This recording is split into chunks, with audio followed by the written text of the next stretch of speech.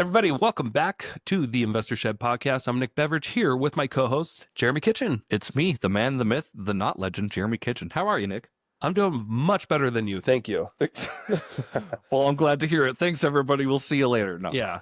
No, okay. So we haven't recorded in a couple of weeks. Yeah. And since then, I've gained about 10 pounds and you almost died a couple times. Yeah, that's vague. I don't think I almost died. I've had a lot of weird stuff happen to my body. Well, yeah. Your ears were bleeding out of nowhere, both of them. Yeah. And that's something that usually happens on Walking Dead. Yeah, that is. So I thought I was turning into a zombie, but the doctor said, no, you got fucked up ears. Yeah. So. And now you got ringing in your ears and you have pink eye coming out of your ears here and there. No, it's not pink eye. That's a sinus infection, pink eye. Nothing's confirmed there. You thought you had pink eye. I thought I did. Yeah. So my daughter got sick. She ended up having some, I guess, like mucus release out of her eyes. This is a good investor shed topic. Yeah. I love it. Tell us about the mucus release. Her eyes were totally clear. There was no pink eye. And the doctor was like, that's pink eye. And I'm like, I don't know about that. It feels like the cold leaving. Anyway, I got the same thing. How quickly did they walk out of the room? Sam took her, so probably pretty quick. Oh, okay. Yeah. It's when you go to the doctor, they like cartwheel in. They're like, disease. And then assumptions. Yeah. And then like, we got more things to do. Assumptions based off experience and stuff, but I'm not really going to look or touch at you. Yeah. I'm going to spend like 3-4 seconds and be like, yeah, that's probably what you've got. I'm going to go to my computer and write up a prescription. Yep. You will get a medication. That is for sure. That's what I'm going to do. Yep. And then, anyway, I ended up getting the goop coming out of my eyes, which was fine. I took antibiotics. I don't think it was the pink eye. It was just a weird cold. But now my ears are all just messed up and my equilibrium's off. I can hear kind of what you're saying, which I'm glad you're on this side of me, by the way. Oh, that's good. Yeah, yeah. Yeah, your other ear is plugged? Yeah. I don't know what's happening there. Sinus infection, probably. Yeah.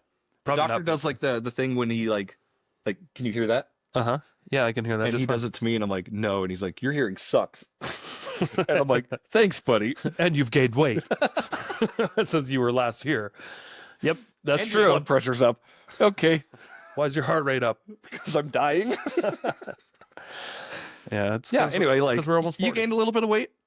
I had weird ear problems, and I still do. But let's the ship sails on, Nick. Yes, it will. Yeah, I just got back from a 10-day vacation road trip over got back over the weekend, and stepped on the scale. Weighed 234 pounds, most I've ever weighed. Congratulations, a new PR. Yeah. I'm like, this is 10 pounds heavier than when I was trying to lose weight a week and a half ago. Yeah. I'm like, my gosh. Turns out if you don't sleep good every night for 10 days and you overeat and drink every day, and you wildly consume cheese curds that you get in Tillamook. So that makes sense. Well, I was also in Oregon. Right. Went to Tillamook, the factory. Cheese curds are legal in Oregon too, yeah. Yes. Yeah. Oh, when we had poutine, we had it all. We're just eating nonstop for 10 days and drinking and not getting proper sleep. And just like that, extra 10 pounds. What's cool about this, though, like now you have a beacon for being like, oh, obviously this happens when this happens, right? So this formula says you don't sleep well, you eat like garbage, you eat a bunch of cheese curds, you will gain weight. It's like a bloated stock market. Eventually, it will go down. Ooh, let's talk about that too. That's a good segue there, Nick. Oh yeah, a lot of people are pissed because they're like, I don't know, there's tariffs going into effect. Everyone loves the stock market going down. I love it. I do too. It's exciting. Now, fortunately, we don't have to pull our money out of the stock market like maybe some people. I think I really should look into this, but how many people like need to pull their money out constantly? If you need to pull your money out, I don't think like the place with the stock market, you're planning on it compounding, right? Like it really works when you invest for the long term, in my opinion. Yeah. And you don't sell when things go down. Right. And instead, maybe you buy a little more. It's so weird. Like the shift in mindset of like, I understand the normal American's fear of like, my money is losing money. I need to get my money out of the place where it's losing money. Yeah. It's like a basic instinct. Yeah. It's like fight or flight almost, right? Yeah. Monkey brain. Kind of thing. But when I saw my stock was down like 20-25%, I just injected another couple $1,000 into it. And I'm like, yeah, okay. Yeah. Because what you don't want to do is buy more when things are going up. Right. Which is what most people do. Yeah. You can't always control that, unfortunately. I mean, like a lot of times I'm just auto investing. It's just doing it by itself, whether the market's up or down. Kind of like dollar cost averaging, I think is what that's called. Like every day I just do it no matter what. Yeah. But when it's really down, do you have auto investing going on like weekly? Daily for some stuff, weekly daily for some stuff. Yeah. Okay. Yeah. Yeah. I still have that weekly Tesla buy. Yeah. And that's how I keep track of the price, because I just every Monday I get to see, even though I kind of see it more lately. Yeah. But, I'm buying it at that price. That's not bad. Yeah. Or like, ugh, that was kind of expensive today. Exactly. So like my Bitcoin, I've got it on like a $2 a day, no matter what. It's a very small investment for Bitcoin. Yeah. But like when I was buying it at $102,000, I'm like, I'm just buying expensive Bitcoin. Now it's down to 82,000. Yeah. And I'm like, I'm buying less expensive Bitcoin. Yeah. Because you're not selling your Bitcoin. You don't need it. Like, it's an investment long term. You don't need to pull it out. Right. Right. Yeah. Yeah. And if you look at the dollar cost averages, I'm still up a bunch, which is cool. Yeah. So just stay the course, everybody, and stop freaking the hell out. Well, and it seems like when you look at history, most of the stock market is a reaction to, A big emotions. event, right? Yeah, yeah. It's more reactionary than it is like the result of profit and loss. Sure. It's like anticipation Right. of what's going to come. Yeah. But yeah, I really feel like it's just one of those great opportunities to buy stuff at a discount. Yeah. Will it probably go down more? Yeah. Yep. But who knows? Yep. Like what I've learned since I've been an adult is that nobody can accurately predict anything. I love that. Except when would be a good time to purchase, and maybe when would be a good time to sell based off pattern. Right. Like, people are pretty good at pattern recognition, and that's how people typically get rich or wealthy. They recognize certain patterns, but they're never going to get their timing perfect. No. But what you don't want to do is just freak out and like completely sell out Right. at the wrong times when you've lost. Yeah. Or like give up when you lose. Right. You know? Yeah, yeah. That's because you don't have to necessarly lose. Right. Like, and again, that panic in the mindset of like, my money's lost money, and I understand it from like from almost like a boomer perspective. Yeah.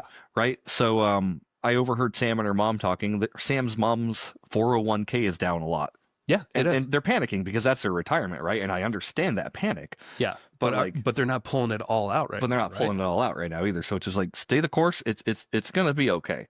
Yeah, it's just the value has gone down, right? Because so is all their wealth tied up in the stock market? I'm not 100% sure, so I can't honestly answer that. But I know they have a big like 401k and pension and stuff, and like that is attached to the stock market. They're not self-directing, of course. So I understand the panic of looking at like your number, thinking you have a big number and you have 20 to 30% less. That's a big deal. Yeah.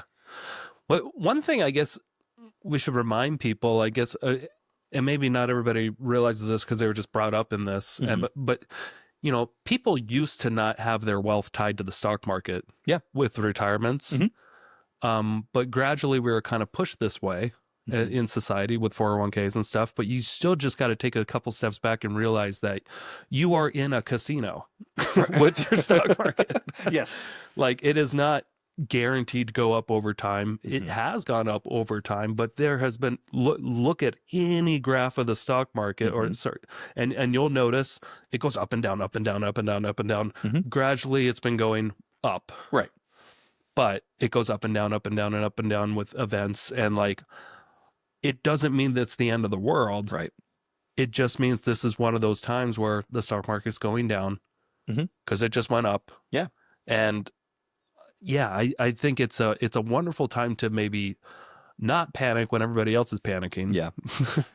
And just look for opportunities. Right. Because when things are on fire, it's harder to find opportunities. Yeah, absolutely. That's my thought. But like everybody has a choice to be tied to the stock market. Yeah. And if you've made that decision, you've got to know that risks come with that. Yeah. You're not guaranteed anything in this life. Right. Especially if you invest in things that fluctuate in value. Right.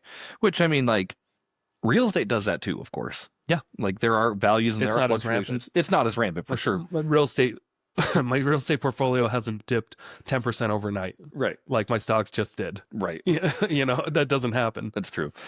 But there are dips, and there are like, I mean, like when COVID happened, there was a huge, like, it shot up. It didn't really dip. Oh, it dipped at first. Yeah. Yeah. That's right. And then it shot up. Yeah.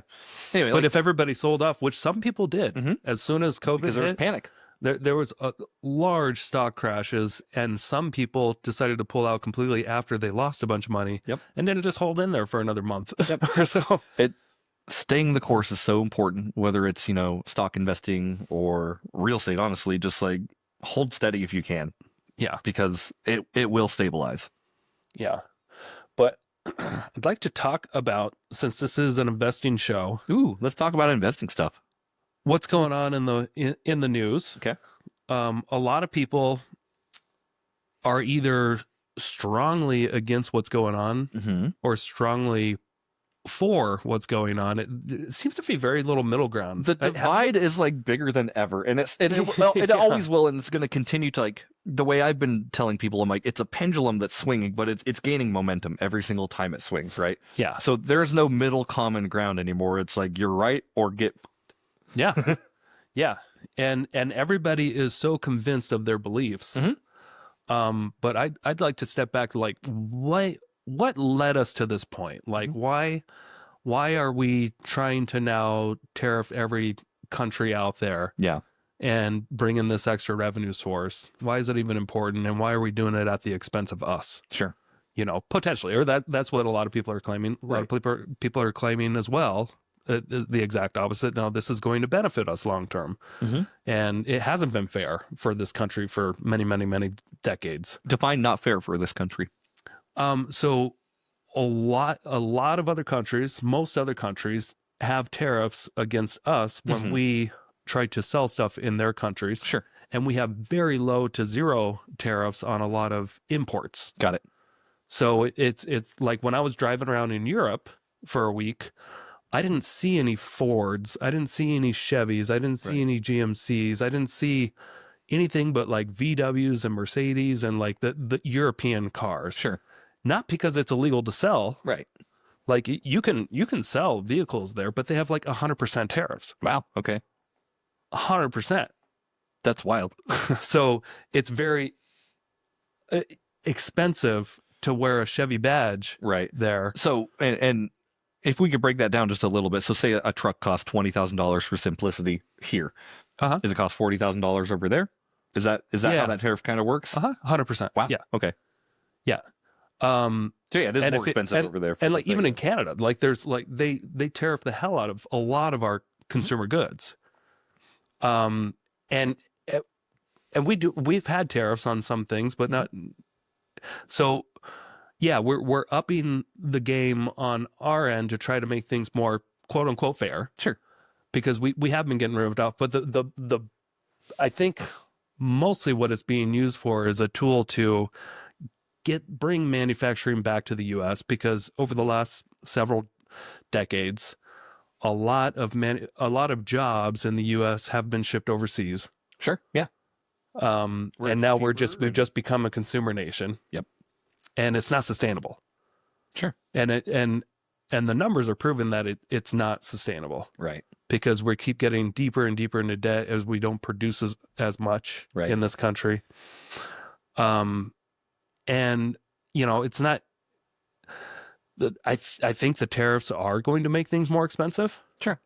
I don't know if it's going to fix our deficit issue that quickly. Right. Because it seems like the math that I've been doing, it's probably only going to bring in over the next decade $2 to $3 trillion worth of revenue.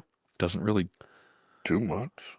No, but it's something. It is something. It is better than nothing. This is the bigger issue problem that we have is that we have almost a $2 trillion deficit. Right. Which means that every year the U.S. adds an extra $2 trillion to that. Like right now, the pot is $36 trillion, and our unfunded liabilities are closer to 190. Mm-hmm. Unfunded liabilities, as in like future payouts to like Social Security, Medicaid, all that stuff. It's a big issue, and the interest payments on our debt is one of the most expensive line items that we have. Yeah.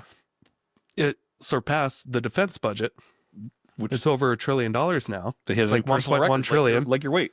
Yes. But that number has been going up rapidly. Yeah.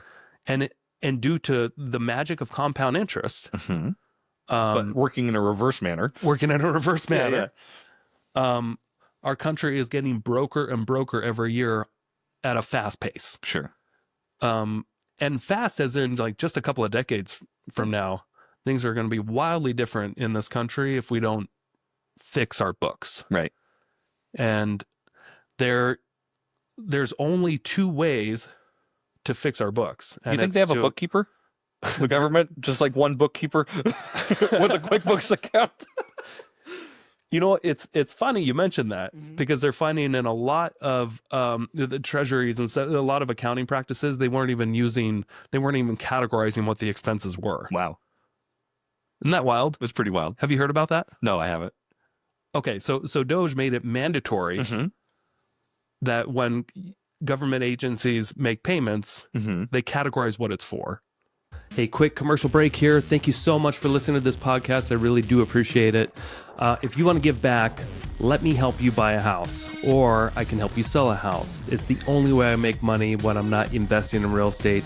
I don't make money on this podcast or the events I do, but I do make money only when I help people buy and sell houses. So if you're looking for your next investment and you're here in North Idaho, I want to help you personally. If you are not in North Idaho, I can still help you out. I have a vast network of referral partners all across the country, and I can find the right real estate investor savvy agent for you so you don't have to. It doesn't cost you a thing. Thank you for your support. Back to the show. That sounds fair. Well, people are on the streets about it. People don't like any kind of interruptions, but like they're and this is what really makes me angry on the inside, but I never really say it. But now that we have a podcast, I can say it a little bit. You have a platform. You can do whatever you want. Let's show our audience. It sickens me to death when I see these fucking signs, because we drove through all the protests in Oregon and Canada and all that stuff, and I keep seeing these signs that say, like, get your hands off our Social Security and Medicaid and all that stuff.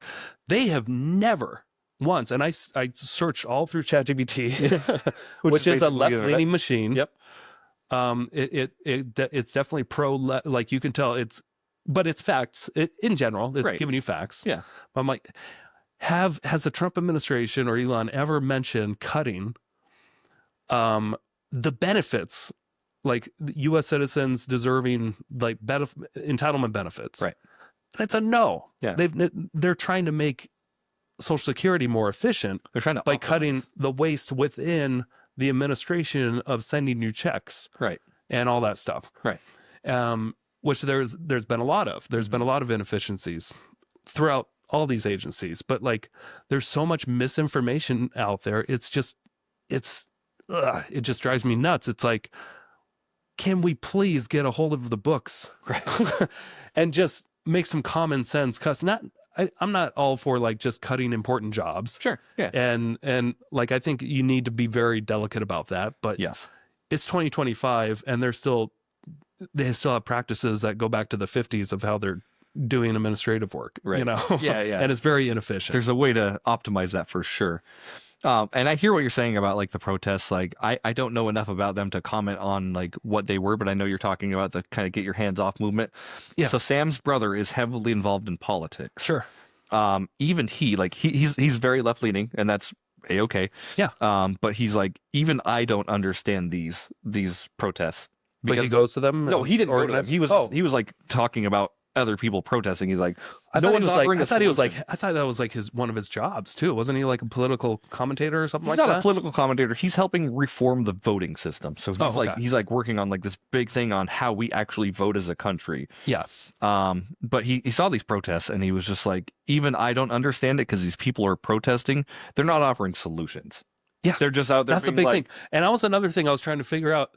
And it's in here. But I will say, like most people protesting, they don't really offer solutions. They're just trying to band together. Like it happens on right side, it happens on left side. They're not really trying to be like, we know the answer, but they're just they want to be like, we're mad as hell and we want you to know about it. Yeah. It's not like, we have an alternative plan to fix the books right here. Can you check this out? I have a whole standard operating procedure for this. We thought of ways. We went to ChatGPT as well. We thought of ways to not have a deficit where our country eventually goes bankrupt. Right. But I think they are trying to bring awareness that something is wrong in the system. Yes. And whether they're right or wrong, I'm not saying yes or no to that. But peaceful protesting is always a plus. So please continue to do so, of course. But yeah. So I did ask, approximately how much revenue is projected with all these new tariffs. But the Guardian predicts approximately 600 billion a year. Wall Street Journal 700 to 850 835 billion. Mm-hmm. So around 600 to 800 billion a year is what a couple outlets are kind of thinking that it could help. Mm-hmm. I mean, so these tariffs, while they will make things more expensive, the way I try to think about like what's fair or what's not, like, yeah, it might make things more expensive, but that's if you choose to buy things that are not made in this country. Sure. Whatever Whatever you buy in this country is not going to be tariffed. Sure. Whatever you buy in this country that's made in this country. Mm-hmm. So you got to think about that too. Like, it's incentivizing, and there's already been all these big companies that are building factories here in the U.S. Yeah. Who's protesting that? Right. Like, is that, like, it seems like this is going to be a messy issue. Yeah, like, it's already pretty messy, I think. Yes, but it could get worse. I agree with you. But it seems like we're on the right track to the two things we need to do to make our country not go bankrupt is to bring down expenses. Sure. And to raise income. Yeah. And when I kind of research, what is the left or the Democrats like? What is their plan to deal with the deficit? And their plan was to, over the next decade, reduce by about $3 trillion, which is not enough. There's a $36 trillion deficit. But they proposed just bringing up taxes overall. Sure.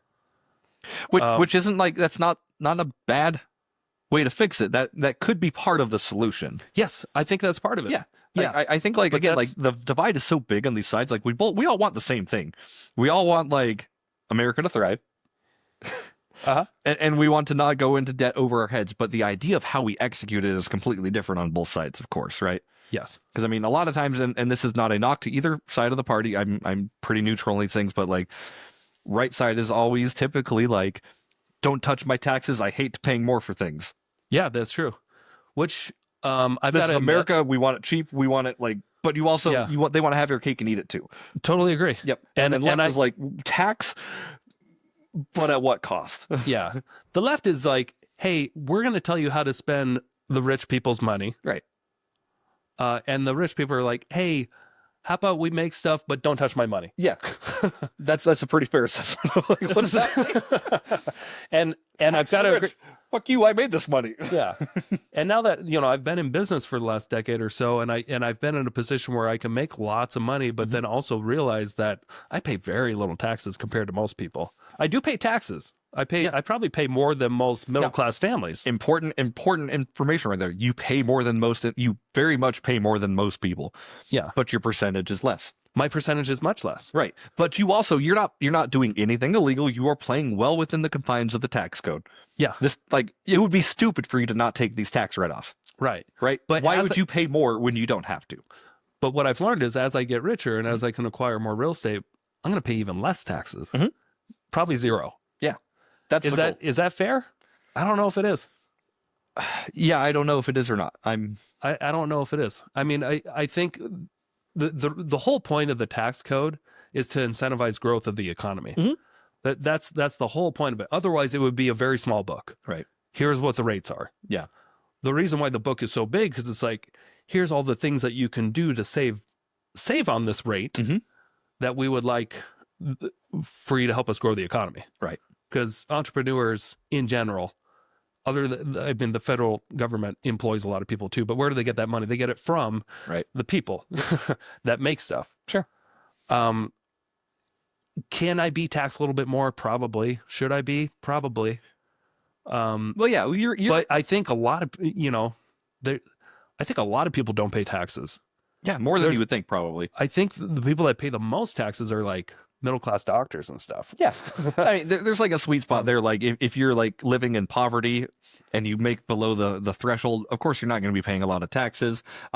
Since the rich have all these write-offs and they have, real estate and businesses and operational income that they can write off, like they're not paying a lot of taxes. So that funnels most of it into the middle class, like you're talking about. Yeah.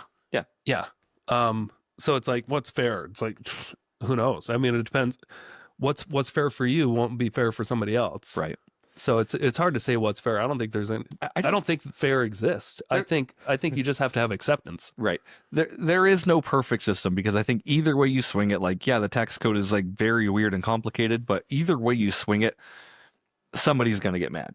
Yeah. Unless we could find a way to like generate income without taxes, which will not happen. Like if we just said like, okay, everybody's at zero, try to figure it out for a little bit, the economy would just like take a huge shit. Yeah. So somebody's got to be paying these taxes. Thank you for paying your taxes. If you're an American, we appreciate you.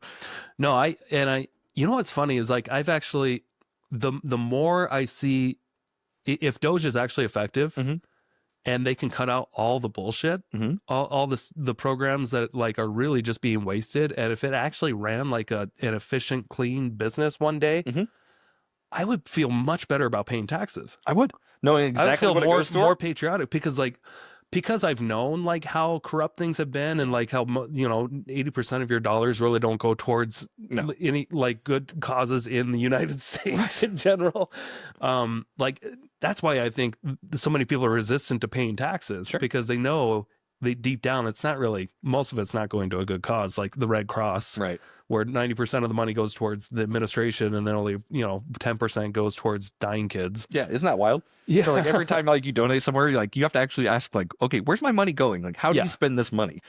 And the same with taxes. Like I would be a lot less upset if again these were very optimized systems where I'm just like, okay, cool. The governments are running effectively. They're very forward going with all their paperwork, and like nobody's trying to hide anything. Great. Let's start hacking at that number as a country. Yeah. Right. Yeah. I would love that. That sounds fair. That sounds sustainable. Yeah, it does sound sustainable. And then everybody knows exactly, okay, like your tax dollars are going here to do this. And at the end of the day, this should make this deficit number go down. That's the whole point of running a surplus. Right. I mean, we have to run a surplus in order to pay that deficit down. Yeah, 100%. And right now we're not. No. So we have to raise income somehow. And that's either in the form of raising taxes or tariffs. Tariffs is the same thing, but it's optional. That's the great thing. Now, this is my opinion. It may not be correct. I'm going to admit that right now. But I think I'm more in favor of big tariffs than, income taxes flat across the board, because income taxes are required by everybody. Right. Where tariffs is a choice. I can choose to buy something that's made in another country that I can easily buy here. Sure. But I think they're not going to tariff anything that can't be made here. Okay. They're only going to be tariffing things that could also be made in this country. Like you have choices. Yeah. And like, just like thinking on like a very minute level on like, how would this work at like Pizza Hut? Right. Obviously, they probably get all their tomatoes and stuff from the United States, but where are they getting their? Well, they're not importing pizzas off of a ship. Hear me out, though. I'm not finished. Okay, like you could be importing the cardboard boxes. You could be importing the machines that they use to cook the pizza. You could be using cash registers. Like you could be importing other POS systems that affect a business, which means like your pizza is now more expensive. Sure. Yeah, and that's just something we'd have to live with at that point. Like, okay, like if you want the pizza, you got to pay for it. So. But you also got to take a step back, at least I do, and realize that this country is running towards bankruptcy. Yes. And I'm not saying that's we need to raise income. And if prices have to go up for that, they have to go up. Yep. Or our taxes have to go up. Or hopefully the expenses of the U.S. government go down by necessary cuts. I think that sounds like a pretty optimized system. We're not like political experts here, but like say that like, okay, you raise taxes a little bit, you raise tariffs a little bit, you raise income a little bit. And you bring down and you bring down what? expenses. And bring down expenses like wasteful expenses. Yeah, that sounds or like, fraudulent expenses. or both. Yeah, exactly. That sounds like optimized in some way. Like in my head, I'm like, okay, do all those things. That should start to help. Yes. Yeah. I think that's good because I don't think most people are up at night worried about our national debt crisis. I think you're right. Yeah. But I am. Mm-hmm. It does, but not every night. It really bothers me. It really bothers me. It does. It's bothered me since I was a teenager. Yeah. I don't know if we've ever had those talks.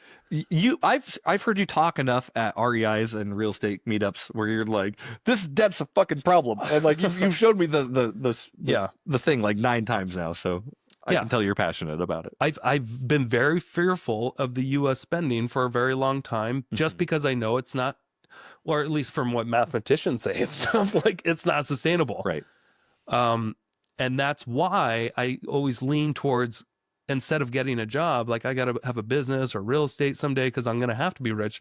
It was like, in my head back when I was a teenager, it's like, I've got to figure out a way to become rich because it seems like the way this country is going, if I just try to get a job and have a normal life, the standards of living are going to go down and down and down as our currency gets eroded away with inflation, and our debt continues to rise and rise. That's just what was going through my head as a young child. And I don't remember what kind of presentations and stuff I was listening to at the time. Yeah. I think some of it was a biology teacher, which was interesting. Yeah. And then an economics class, and then listening to, the big thing was ACN, and listening to Robert Kiyosaki for the first time. And talk about that kind of stuff. But anyway, I asked AI this morning, so based off your AI power, what approach do you think is the most effective to deal with the U.S. deficit and actually fix it long term, plus unfunded liabilities? Okay. So Nick asking the big boy questions. I'm asking the big boy supercomputer that is left-leaning. Remember this. It's a left-leaning machine. It's ChatGPT. It's not Grok. I like Grok too, but I'm not using it this morning because I like different opinions. Yeah. That's really good of you, by the way, because I think a lot of people get caught up into one opinion and they hold on to it as the gospel, if that makes sense, right? And that's part of where this divide is, right? Like I have this opinion and I have this opinion. There's no middle ground here. Yeah. Because I felt like if I was asking Grok all these questions, it's just my theory. Yeah. Maybe there's no truth to it, but my theory is that it will probably point Doge in a better light than ChatGPT would. Now, it's so weird because this is just pulling from the internet. Obviously, you say like ChatGPT is left-leaning. It is. And I haven't done enough research to do that, so I'm trusting your opinion here on that. But like, if it's just pulling from the internet and pulling facts, like you said earlier, like, does that mean... That's what I'm asking for, basically. I'm not asking for a report on Black justice or anything like that. Okay. Or Black Lives Matter, like anything that could sways... I don't know what I'm saying. Oh, yeah. But I guess I'm asking, like, if you ask it the same question, do you think you'll get different results on each AI? Yes. Okay. Interesting. Yeah. And that's like, I guess that makes it like, how do I trust the machine that's giving me the information then? Because they're both giving me different intel. You would think if this pulled from the same sources in the same internet, it would be like, here's basically the number, or here's the factual piece of this. But they're all going to throw their own little... And the reason why I like Grok is because I know it's maximally truth seeking is like their goal. Their goal is to just put up the facts, even if it like it gives a different opinion of like, Elon or whatever. Sure. But anyway, I asked AI, what approach to fixing this debt issue is going to be the best, long term plus unfunded liabilities. This is what its realistic plan that it thinks that is doable to actually fix this massive problem we have that most people can't even comprehend how big it is. Most people don't know how big $1 trillion is, let alone 190 trillion of unfunded liabilities. So anyway, it thinks that we should gradually do entitlement reforms, which is kind of scary. That's the number one thing. Now, what does that mean? So this is Social Security, Mm-hmm. Medicare, Medicaid. It says that it accounts for over 2/3 of federal spending. Okay.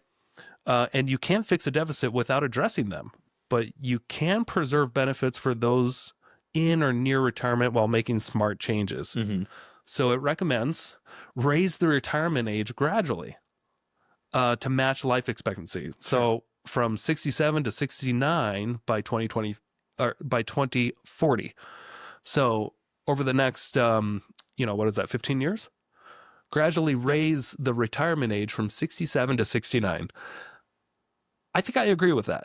I think I agree with that too. And like you're saying, like life expectancy, specifically with, advances in medication and with how doctors can cure most things nowadays. Yeah. Life expectancy has been going up. Look at it. Like, what is the average life expectancy now? Isn't it like 85 for a man and 130 for a woman?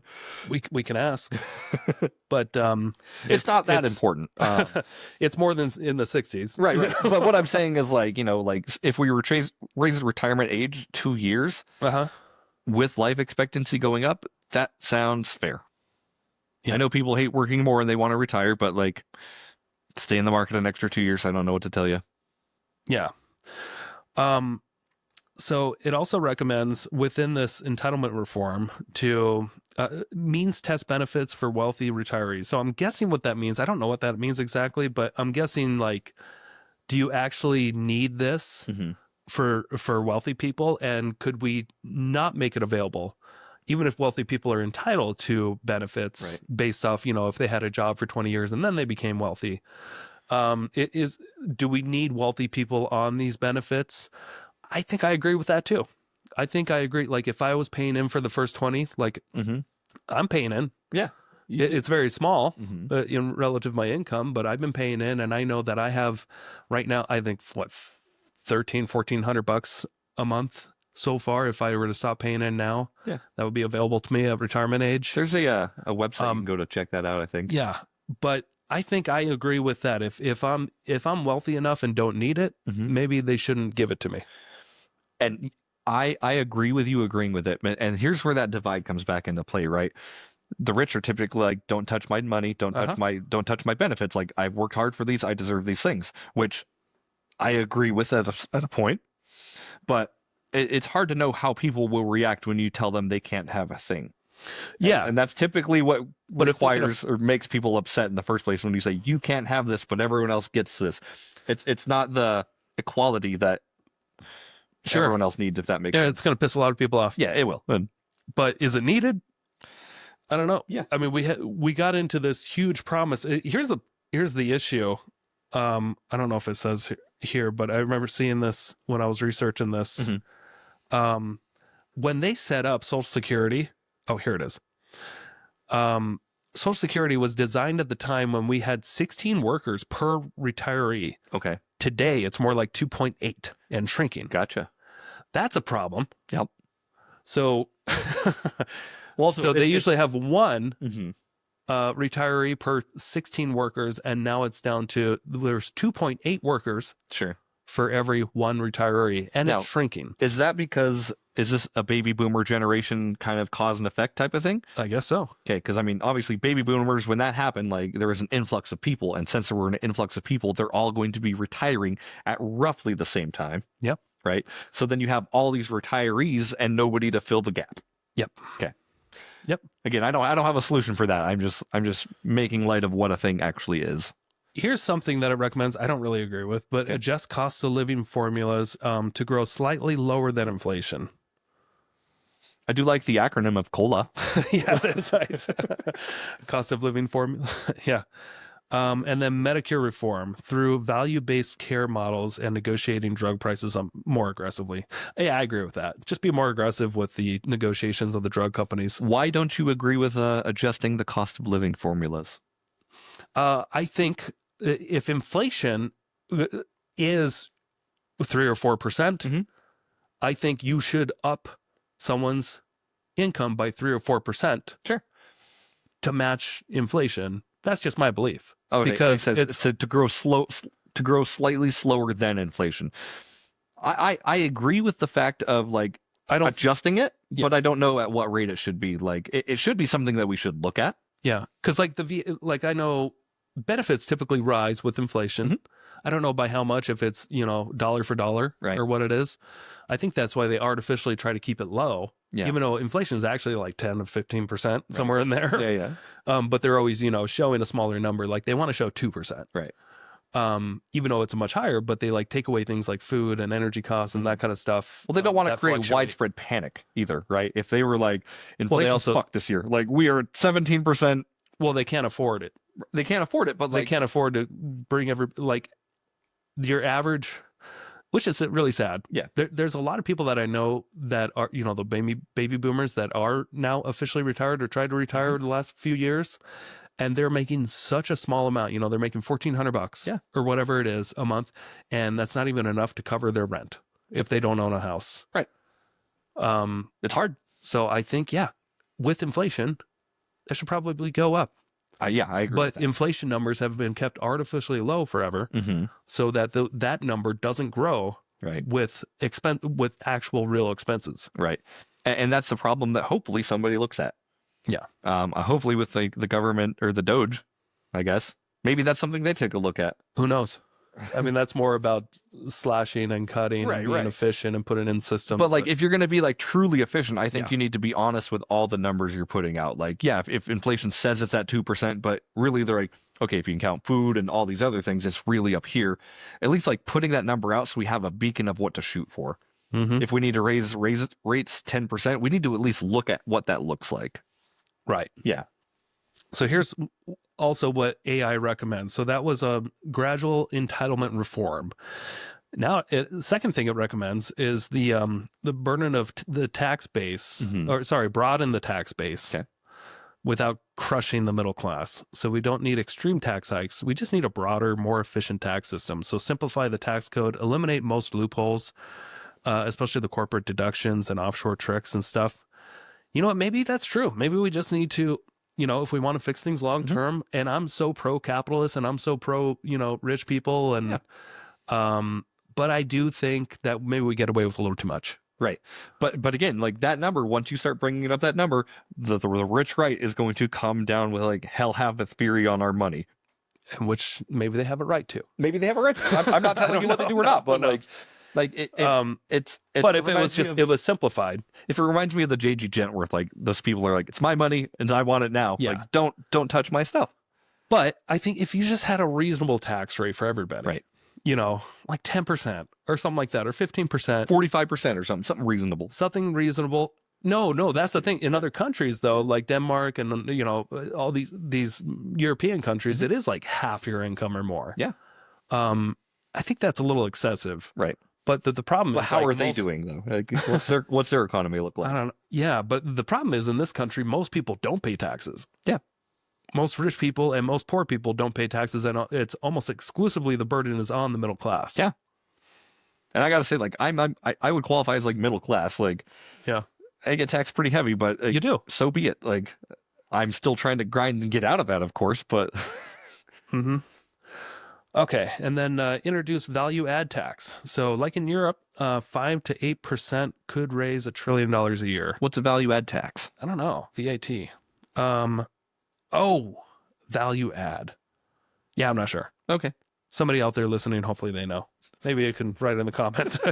Introduce a value add tax. 5 to 8% could raise $1 trillion a year. That just sounds like a bullshit thing. ChatGPT's like, could do this, but like, what does that look like? Well, apparently they do it in Europe, and it could raise $1 trillion a year. That's a lot of money, especially when our total expenses right now are about 6.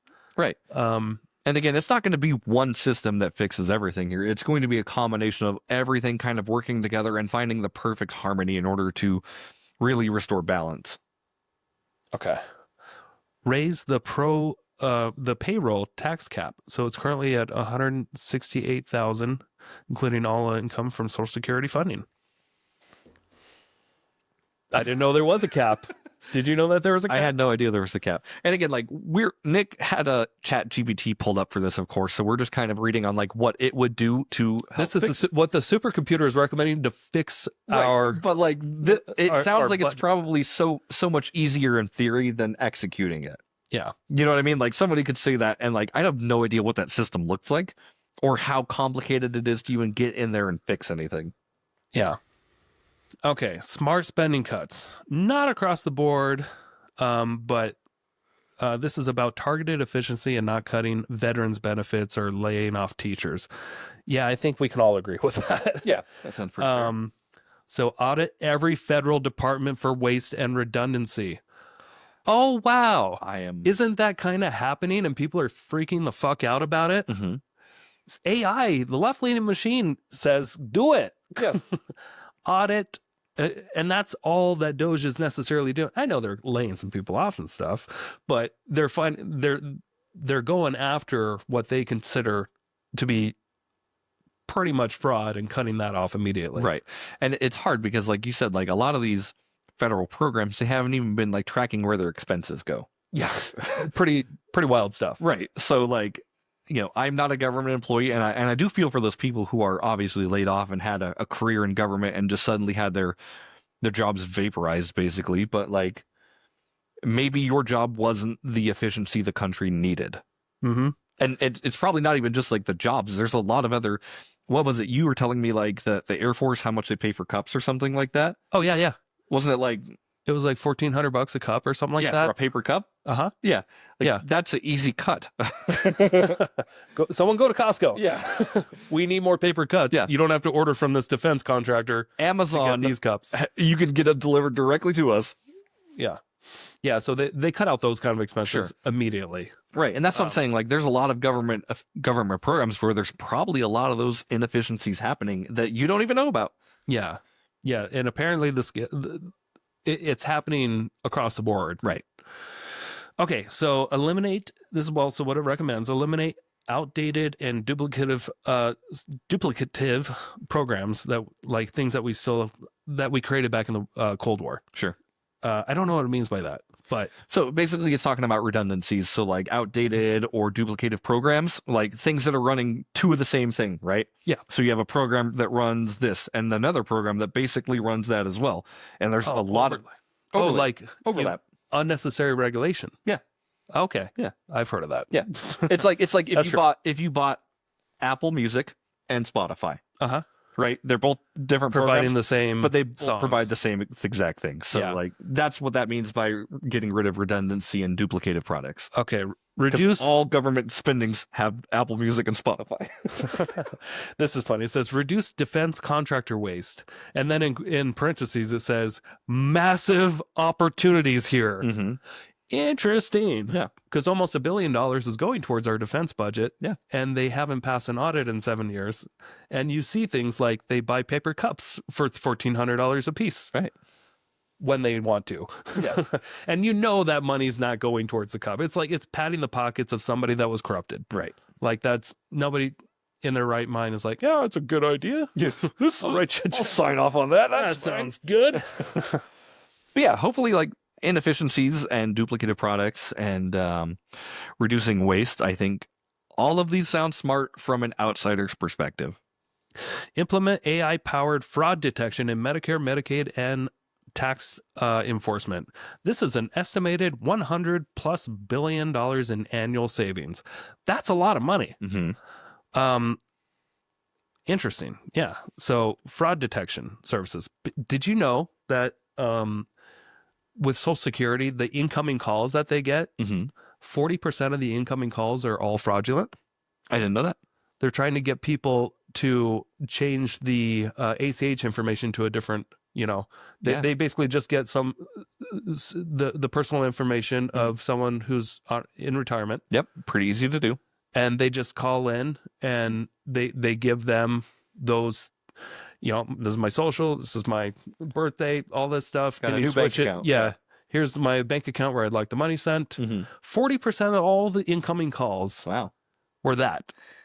And so what they did was they put a stop to all the calls because they wanted to put in this, like when Doge found out about this, they had no way to authenticate. Right. Like I'm going to send you a text or something. Yeah. And then give me the code.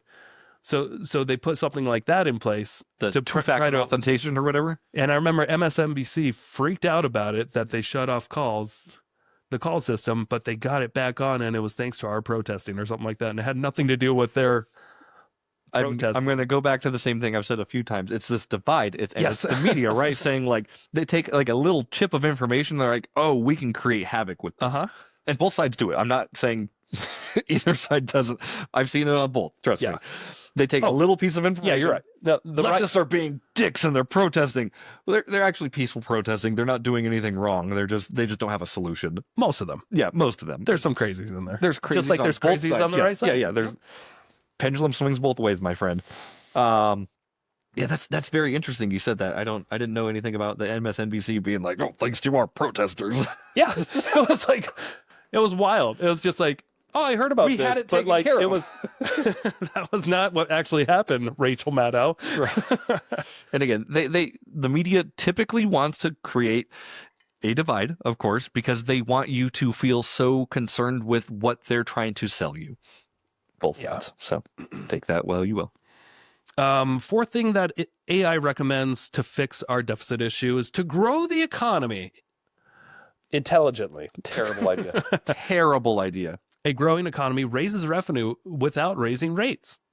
Invest in infrastructure, education, and research and development, the top 3 ROI producing government expenditures. Streamline legal immigration to boost labor force and innovation. I'm for that. Yeah, you know what? I agree with you there. Yeah. And that's not a very right thing of me to say. No. But I think if they can pass a background check and they're not like, they don't have a murderous history. Right. Just make them a citizen. Right. They got here like that. But do the fucking background checks. They weren't doing that. Yeah. They let in tens of thousands of criminals over the last 4 years. Right. And they didn't do background checks on everybody.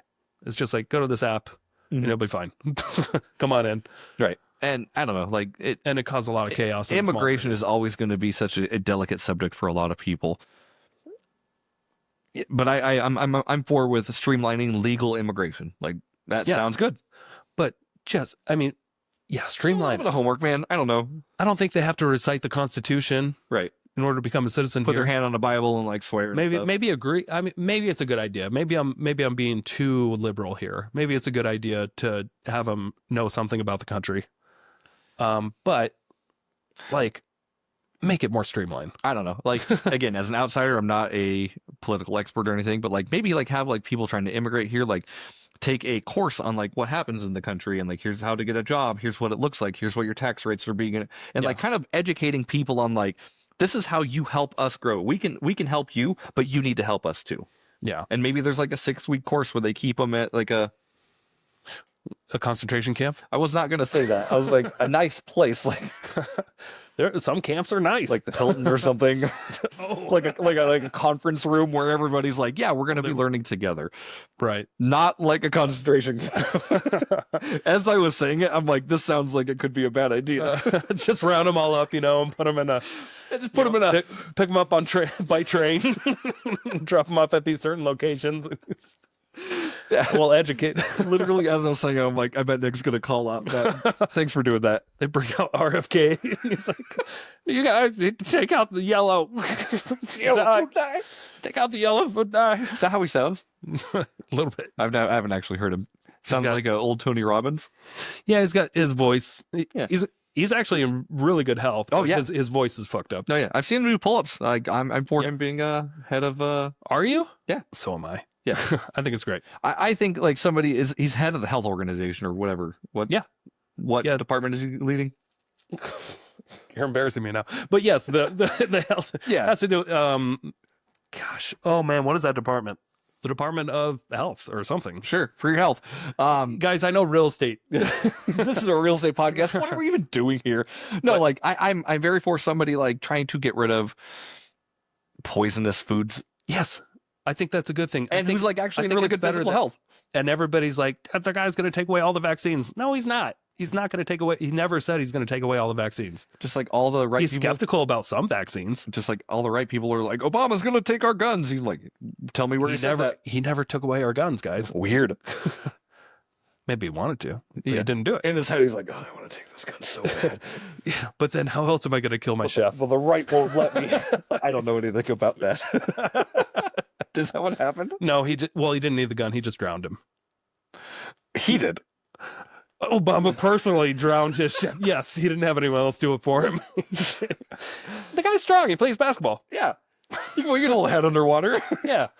This cap keeps floating. Take the chef hat off. But again, Anyway. I don't know anything about that, and so I can't really attest to whether he did or not. His chef may have died and drowned. Is that what happened? Let's not get into that. I don't know. This feels like it happened like years ago. When did it happen? Oh, not too long ago. I think a couple years ago or something. He wasn't even president then. What's the big deal? Right. You're allowed to drown people if you're not president. The guy was listening in too much to their conversations. Yeah. He had to go. You can't listen if you're in a bucket drowning. My dad always says. Was it like in a pond in his backyard or something? Okay. Right, Let's move on. Yep. Let's move on. We got to concentration camps and drownings and Well, Back up. Obama never took your guns. yeah, that's true. He actually sold more guns as president. He was the best gun salesman of any president. I love it. More guns sold during his, unintentionally. I did like what he said about guns. He's like we don't want to take them. We just want to make sure people can handle it. Right? You need a license to drive a car. We can't just let unlicensed people drive because they'll kill people. Yeah, but you still, in most states, I don't think you need to register. I mean, you need to register to carry. Yeah. That's about it. Anyway, yeah. moving on. Okay, and then as far as growing the economy, one more recommendation: use pro-growth regulatory reform in cases of small business formation. Okay, duh. Sure. Tackle unfunded liabilities head on. Current unfunded liabilities are over $100 trillion. To address this, create a mandatory contribution-based accounts for younger Americans, a hybrid of public and private savings. Establish a wealth fund seeded by federal land and resources. Okay, this is an interesting one. Mm-hmm. Establish a wealth fund seeded by federal land or resources. Future carbon taxes can be invested globally, like Norway or Alaska models. How do you feel about this first piece that says create mandatory contribution-based accounts? Mandatory contribution-based accounts. Now, in my head, what I'm thinking that means is from if you are a working citizen in the United States, you have a savings account that you cannot touch, almost like a Social Security account. Yeah. I think I'm for it because I think it shows people how to save money. In America, we're such a spending nation. I mean, we have mandatory taxes. Why not mandatory savings? Right, exactly. But here's an account that you put in since you've been 16. It's almost like once you get to 65 or whatever, they just give you that money back. Yeah. And it's grown with compound interest. And they're like, okay, here's your check for X amount. Congratulations. Thanks for being a working citizen for years. Instead of the current Ponzi scheme that we have where we fund Social Security and then they immediately spend it and give it without it being invested. Yep. And that's why there's no money. Yep. Because all the money that we put into it is just going to pay people. Yeah. And I think that'd be a great way to teach people who are not saving about saving. Cool, I mean, it sucks that it goes away from your check, of course, but this is going to a good cause that you will get. Mm-hmm. Or if you die, you've got, beneficiaries that can take that money right away type of thing. Yeah. So recommend slowly transition away from full pay-as-you-go towards partial funding for future obligations. Mm-hmm. All right. And then last recommendation. That's funny. It only gives 6 recommendations to fix the entire economy. You got 6. But debt pay down, debt targeting law. So pass a bipartisan law to tie government spending to a debt to GDP ceiling. So approximately 80%. GDP is gross domestic product, right? Yes. Yeah. Every budget must bring back below that line over a 10-year cycle. Okay. Again, this all sounds so simple in theory because a computer wrote it for us. Yeah. Can we just follow this plan? Yeah. Executing that's probably a completely different thing. Right. It's going to be, and things in government typically work slower. They don't work at all. Right. That's been our historic,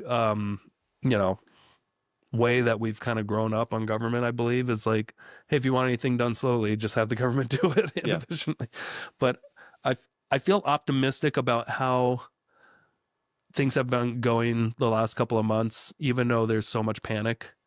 But I feel like we're doing the necessary things, no matter how much they hurt, how much the stock market's going to suffer. Growth hurts sometimes. Yeah.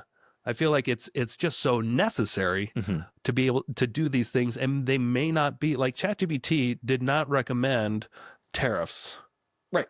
In the 6 things to deal with it, but you know what? Somebody's doing something. Yeah, maybe it won't work. Maybe it will. We'll see. People are smarter than us at full force on this right now. Yeah, they're working diligently. You said the most brilliant thing of this whole podcast just now. There are people that are smarter than us dealing with the problem. There are people who are like very in these systems and integrated and passionate about like fixing this. Yeah. That know the systems and know the people and know how to actually make a difference in the world versus us, who we're literally just consumers at this point for this kind of information. And I feel like for the last 30 years since Clinton left office, we've just been using the system and not contributing towards it. Yeah. Or like living off the system, government agencies and bodies and like just relying on these things. Yeah. And not focused on fixing anything. Right. Just adding to the problem. Yeah. I think with this, and obviously with the Department of Government Expenditures, I think anybody government efficiency, excuse me. I think anybody going into government, like I seriously hope you're passionate about fixing this country rather than padding your pockets. Yeah. And it's hard to get in that mindset. I'm sure, but because most people struggle enough as it is. Right. Obviously you get into a position of government knowing that it's probably going to be lucrative for your life and your career, but understand that like these inefficiencies affect everybody, not just the rich, not just the poor, like everybody. Yes, they will. Yeah. And they're going to affect the most our grandkids. Yes. And that's who I think we should start giving a fuck about a little bit more. I agree. Is not just our kids, but our kids' kids. Yeah. Because the way we are moving, they're not going to have a future like what we grew up on at all. They're not going to have Nintendo 64s and be able to ride their bikes to Big Lots. They might have something completely better. Yeah. That's the hope. Yeah. I think that's always the hope, is that you want your kids and their kids to live better than you have. Right. But I feel like that's not the mentality that a lot of the U.S. public has right now. It's all about me, me, me. What can you do for me? It's a very selfish. A lot of people live very selfishly. And like, I'm probably guilty of that. Like, I don't donate as much as I should. Yeah. But again, like when I donate, what's it actually go to? So what's the point? Yeah. And I'm the same with you. Like, I am a very narcissistic person. I do think about myself more than anybody else, even my kids sometimes. It's a bad habit. Sure. But also like with us, like trying to grow, we are trying to better ourselves so we can help better other people. Like I know down the line, like I'd like to make more money and do more so I can help more people. In order for me to help more people, I need to have more first. It's like putting your mask on first and then helping someone else, right? Yeah, that's a great analogy. Right. Like you can't really help. We can't go give blankets to kids in Africa if we have no money to give them. Right. We can't help countries like Ukraine if we're putting it all on a credit card. Right. Like we can't keep doing that in the future if we can't fix our problems first. Right. Which I think is the most unpopular thing for whatever reason with a lot of people is that why focus on America, But I also don't think it needs to be, also don't think it needs to be one or the other. Because I don't think like right now, like we're giving money to other countries in need and we're not working on ourselves, but maybe we could bring that number down a little bit. Doesn't have to be shut off. Yeah. And like that can be one of the pieces that helps bring everything back. Yeah. And I don't think they're shutting it off completely. Right. I don't think foreign aid is being cut off completely. Good. I think they're just trying to eliminate most of what they determine to be bullshit. And the waste and everything. Right. And totally get it. So hopefully this program allows us to find major inefficiencies and hopefully we find ways to be, again, just counteracting that, super efficient. And like Yeah. the more efficient we can be for everybody around us, I think it's going to make a well-oiled machine. Yeah. And I really, really, really hope that we don't have a civil war between right and blue, or, you know, Yeah, left and right or whatever. red and blue, or left and right. And blue? Right and blue. Between a Between side and a color. Yeah. You know what I mean? Yeah, I hear you. Yeah. I hope not either. Like I Like that- love that I can talk with. I know we don't exactly always agree on political preference, but we can have a conversation about it. Yeah. And but I think feel that's like we agree on most things. Yeah. And that's a lot of America. Like without the divide, they actually agree on most things. Yeah. There's just a few big issues that they are kind of dicks about to each other, and it Might have different plans, right, of how to. I think we all agree on the problems and the issues. It's just like, what's a priority? right. And I feel like some parties have other priorities, and some you know, that they feel are just more important to focus on. Right. And it's Because all about selfish. And it goes back to that selfish nature of like me.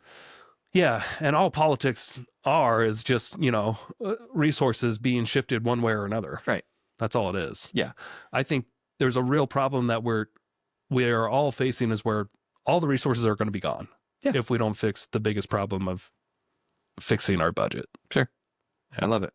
There was an analogy at the bottom of that ChatGPT thing. Did you read it? If you don't, I've got it memorized. Oh, go for it. Okay. Well, it says you don't fix a sinking boat by only bailing water or by only patching a hole. You have to do both. And I like that a lot. Like you can't, if your boat is sinking, it's going to be two things, and you really need to work on them together in order to stop it from doing so.